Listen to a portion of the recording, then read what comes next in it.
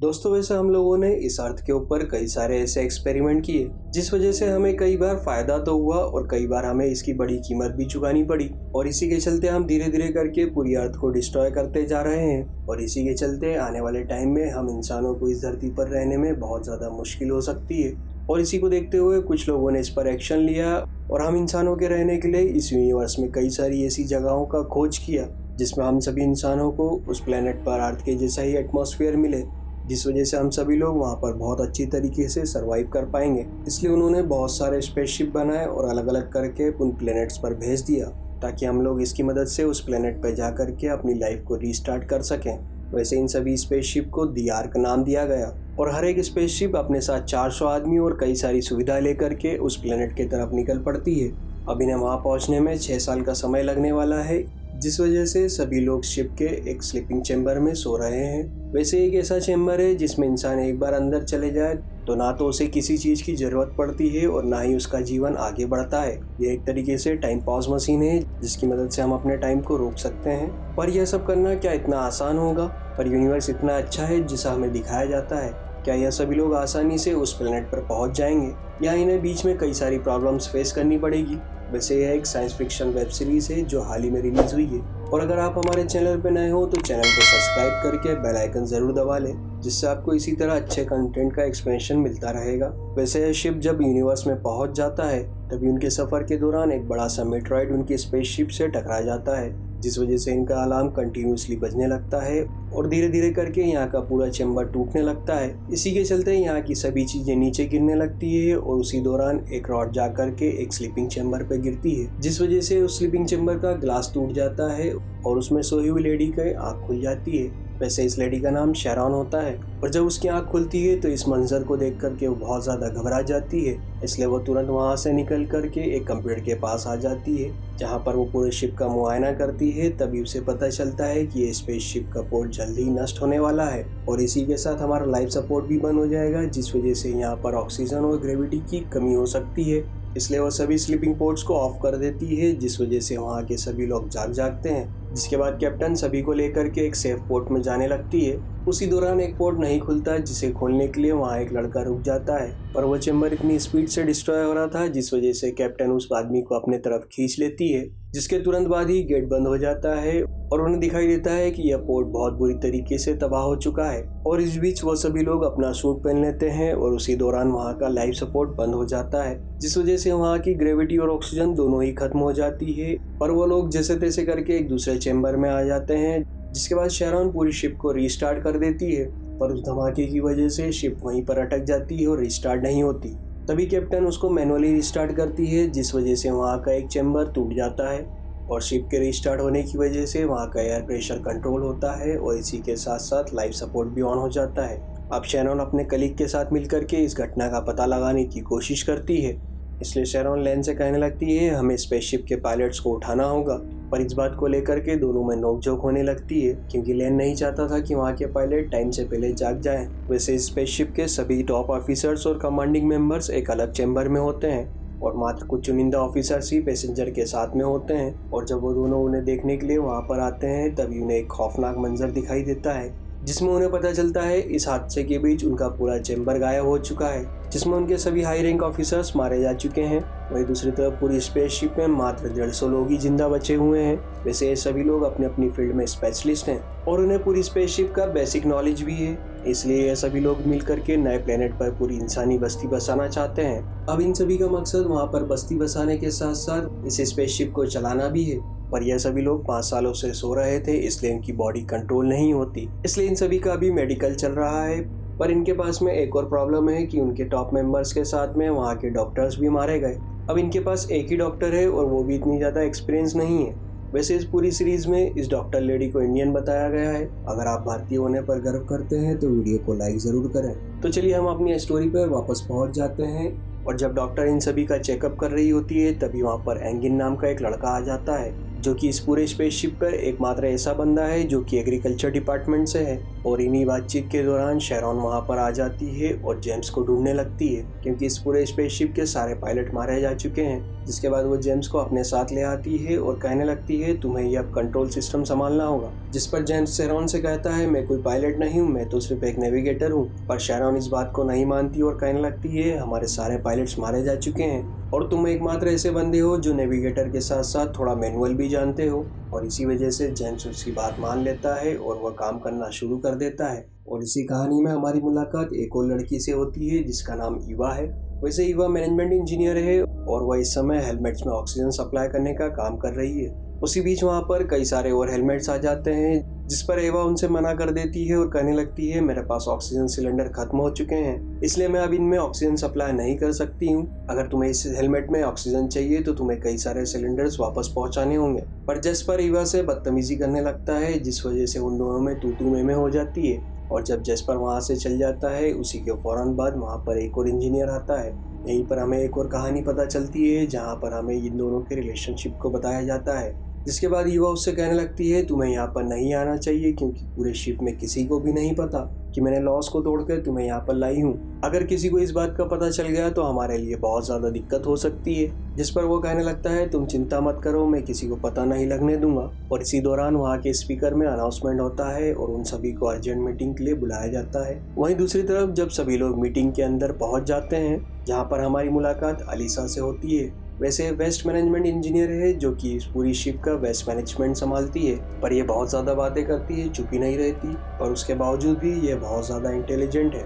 वहीं पर शेरॉन पहुंच जाती है और सभी को पिछले हादसे के बारे में जानकारी देने लगती है और बताती है कि हम लोगों के कई सारे लोग मारे जा चुके हैं और अब हम मात्र 150 लोग ही बचे हैं। इसके साथ साथ वह यह भी बताती है हमें इस पूरे सफ़र में 6 साल का समय लगने वाला था और हमारा अभी तक सिर्फ 5 साल का ही टाइम बीता है, अभी 1 साल और बिताना है, जिसके बाद हम प्रॉक्सी बी पर पहुंच जाएंगे। यह सब सुन करके वहाँ के सभी लोग निराश होने लगते हैं। तभी उनमें से एक आदमी पूछने लगता है कि अभी तक यह नहीं पता चला कि इस स्पेसशिप में आखिर हुआ क्या था। तभी शेरॉन उन्हें बताती है हमें सिर्फ इतना पता है कि एक एस्ट्रॉइड आकर के हमसे टकराया था जिस वजह से यह हादसा हुआ और इसके साथ में हमारा फ्यूल टैंक भी तबाह हो चुका है। अब हमें फ्यूल की भी व्यवस्था करनी होगी पर हम जल्दी इसे सुलझाने की कोशिश करेंगे। तभी जेम्स सबसे कहने लगता है इसके साथ हमारे पास एक अच्छी खबर भी है, हमारा नेविगेशन सिस्टम परफेक्ट है और वो अभी तक खराब नहीं हुआ, इसलिए हम लोग अपने सही रूट पर हैं। और इसी के साथ वह यह भी बताता है कि अभी हमें 1 साल और गुजारना है पर हम सभी के वाटर के 2 यूनिट भी डिस्ट्रॉय हो चुके हैं, इसलिए अब हमारे पास 4 हफ्तों का ही पानी बचा हुआ है। इसलिए हम सभी लोगों के लिए पानी की सप्लाई रोक रहे हैं और जितना जरूरत है सिर्फ उतना ही पानी इस्तेमाल होगा। आज से नहाना, शावर लेना और फिजूल पानी का खर्ची बंद करनी होगी। वहीं एक आदमी बोल पड़ता है कि अगर हम लोगों को वाटर की सप्लाई नहीं मिली तो हम लोग कैसे जी पाएंगे। वैसे इस बातचीत के दौरान हमारी मुलाकात एक केट नाम की लड़की से भी होती है जो कि प्रोफेशन से एक डॉक्टर है पर वो साइकोलॉजिकल डॉक्टर है, जो कि ज्यादा किसी के काम की नहीं पर वो एक सेलिब्रिटी है, इसलिए वो बहुत ज्यादा फेमस भी है, जिस वजह से वो सवाल करने लगती है और पूछती है पानी का तो ठीक है पर क्या हमारे पास 1 साल के खाने की व्यवस्था है। जिस पर शेरॉन उससे कहने लगती है हमारे पास खाने का स्टॉक अगले 6 हफ्तों का ही है पर हम सभी मिल करके इस प्रॉब्लम का सॉल्यूशन निकाल लेंगे। इससे सुन करके कैट नाराज होने लगती है और कहती है मुझे कैप्टन से बात करनी है, कैप्टन कहाँ है। तभी शेरॉन उसे बताती है कि पिछले हादसे में हमारे कैप्टन के साथ साथ हमारे टॉप कमांडिंग ऑफिसर सभी मारे गए हैं। इस बात को सुन करके यहाँ का पूरा माहौल खराब होने लगता है क्योंकि ये सभी सदमे में आ चुके हैं। तभी वो लोग पूछने लगते हैं कि अब यहाँ का इंचार्ज कौन होगा, जिस पर शेरॉन कहने लगती है अब इस शिप के इंचार्ज मैं हूँ। जिससे सुन सभी लोगों को शॉक लग जाता है और लैन और जेम्स को भी बहुत बुरा लगता है क्योंकि वो दोनों भी शेरॉन की तरह लैंडिंग ऑफिसर्स है। जिसके बाद शेरॉन अपनी बात को कंप्लीट करती है और कहने लगती है आप सभी के पास अपनी अपनी फील्ड का बहुत अच्छा नॉलेज है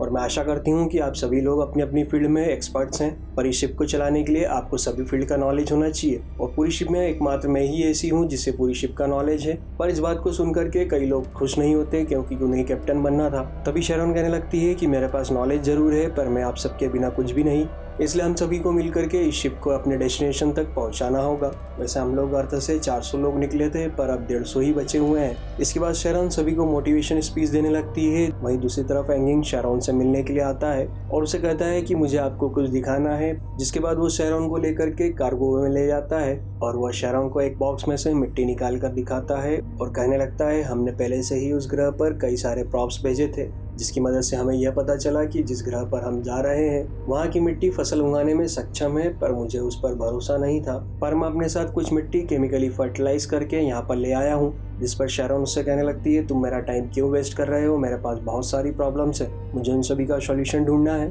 तभी धीरे धीरे करके शैरॉन को बात समझ में आने लगती है। तभी एंगिंग उसे बताता है कि ये सॉइल केमिकली फर्टिलाइज है और इसके साथ साथ हम किसी भी जगह पर कहीं पर भी इसकी खेती कर सकते हैं। जिसके बाद शैरॉन एंगिंग की बात समझ जाती है और कहने लगती है, पर यहाँ पर तो सनलाइट है ही नहीं, तुम बिना सनलाइट के कैसे फार्मिंग कर सकोगे। जिस पर एंगिंग उसे बताता है कि मेरे पास आर्टिफिशियल एग्रीकल्चर लाइट है, पर मुझे उसे चलाने के लिए बिजली की जरूरत पड़ेगी और उसकी परमिशन आप ही दे सकती हैं। दरअसल उससे एंगिंग यह कहने वाला था कि हमारे पास सारी सुविधा है जिससे हम यहाँ पर फसल उगा सकते हैं और हम हमारे अगले 1 साल का खाने का इंतजाम भी कर सकते हैं। शैरॉन को यह बात बहुत पसंद आती है और वो उसे परमिशन दे देती है। वहीं दूसरी तरफ कैट, जो कि एक सेलिब्रिटी है, इसलिए उसे अपनी बॉडी को क्लीन और सुंदर बनाए रखने के लिए नहाने की जरूरत है, पर शिप पर पानी की कमी होने की वजह से उन्होंने यहाँ पर नहाने के लिए रोक लगाई हुई है। पर कैट जैसे तैसे करके छुपते छुपाते हुए वहाँ नहाने के लिए पहुंच जाती है। तभी अचानक से फिलिक्स, जो कि इस स्पेसशिप पे एक सिक्योरिटी का काम करता है, जो कि अपने काम में बहुत ही स्ट्रिक्ट है, इसलिए वह कैट को पानी इस्तेमाल करने से रोक देता है।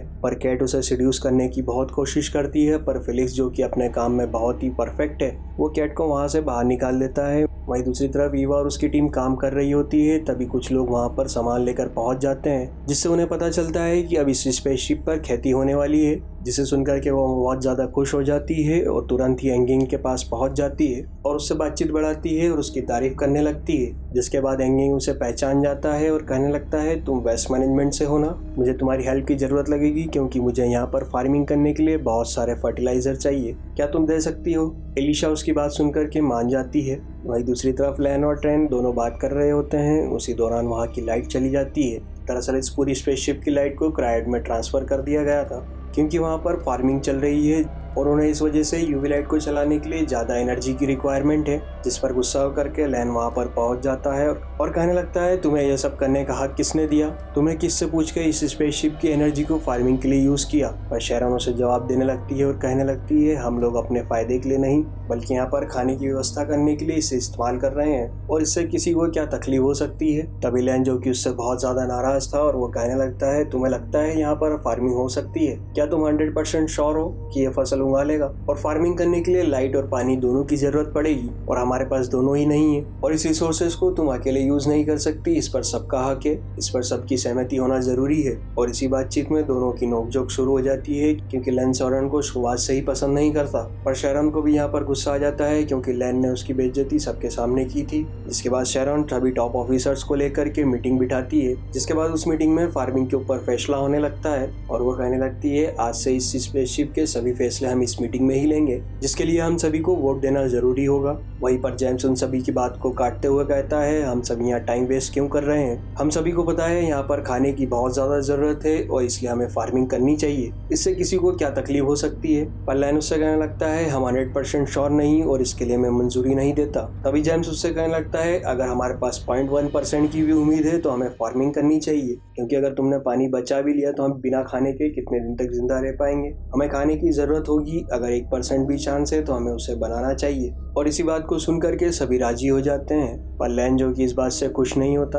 वहीं दूसरी तरफ ईवा और उसकी टीम वाटर फिल्ट्रेशन यूनिट को रिपेयर कर रही होती है। तभी वहां पर पावर कट हो जाती है। अब जो कि हमने शुरुआत में देखा था कि ईवा ने सभी हेलमेट में ऑक्सीजन भरी हुई थी, तभी उसका ऑक्सीजन सिलेंडर खत्म हो गया था, जिस वजह से उसने कई सारे हेलमेट्स में ऑक्सीजन नहीं भरी थी और वह ये सब सोच ही रही थी। इस दौरान वहाँ के सारे दरवाजे बंद होने लगते हैं क्योंकि उनका लाइफ सपोर्ट सिस्टम वापस से बंद होने लगा है, जिस वजह से वहाँ के सारे दरवाजे बंद होते जा रहे हैं। वहीं पर सारे ऑक्सीजन वाले हेलमेट्स उसी के पास रह गए हैं और बाकी सबके पास जो है उनमें ऑक्सीजन नहीं है। वहीं शैरॉन पूरे शिप के अंदर लाइफ सपोर्ट टीम के इंजीनियर को ढूंढने लगती है क्योंकि इनका लाइफ सपोर्टिंग सिस्टम बार बार खराब हो रहा है। तभी उन्हें पता चलता है कि जेस्पर नाम का एक इंजीनियर है जो इस फील्ड में काम करता है। और जेस्पर को जब इस बात का पता चलता है कि सभी लोग उसे ढूंढ रहे हैं, इसलिए वो छुप जाता है। पर शैरॉन और उसकी टीम जैसे तैसे करके जेस्पर को ढूंढ लेती है और उसे सिस्टम के सामने बिठा देती है, जिसके बाद उसका असल चेहरा सबके सामने आता है, जहाँ पर सभी को पता चलता है कि जेस्पर कोई इंजीनियर नहीं बल्कि वो तो एक बहरूपिया है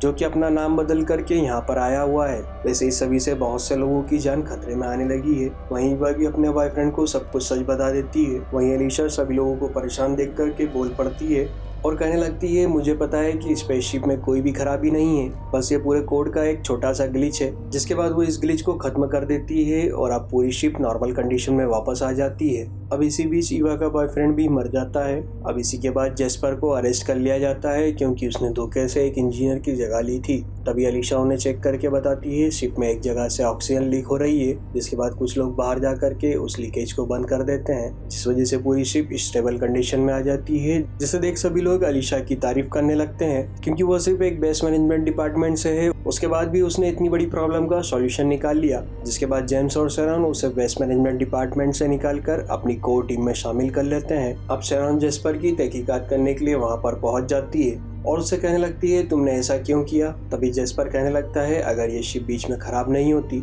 तो कभी भी लाइफ सपोर्ट टीम की जरूरत नहीं पड़ती, इसलिए मैंने उसकी जगह ली थी। पर शेरॉन उससे कहने लगती है मैं तुम्हें मौत की सजा दूंगी। तभी जेस्पर उससे कहने लगता है मैं तुम्हारे सारे राज जानता हूँ और मेरे पास उसका वीडियो सबूत भी है। अब इसे सुनकर के शेरॉन के चेहरे का रंग बदलने लगता है, जैसे मानो असल में ही उसका कोई राज हो। वहीं दूसरी तरफ जब मीटिंग में जेस्पर पर कार्रवाई होना शुरू हो जाती है, जिसके लिए वहां पर जेस्पर को बुलाया जाता है और जब वो लोग उसे लेने जाते हैं तभी उन्हें वहां पर जेस्पर की लाश मिलती है। अब इसके साथ हमारे पास कई सारे सवाल आ गए हैं, वो कौन सा राज है जिससे शेरॉन घबरा रही है। और वहीं अचानक जेस्पर और शेरॉन की मुलाकात के बाद जेस्पर की मौत होना, पर यह पूरा शक शेरॉन पर ही जाता है। और इसी के साथ हमारा यह फर्स्ट पार्ट यहीं पर समाप्त हो जाता है।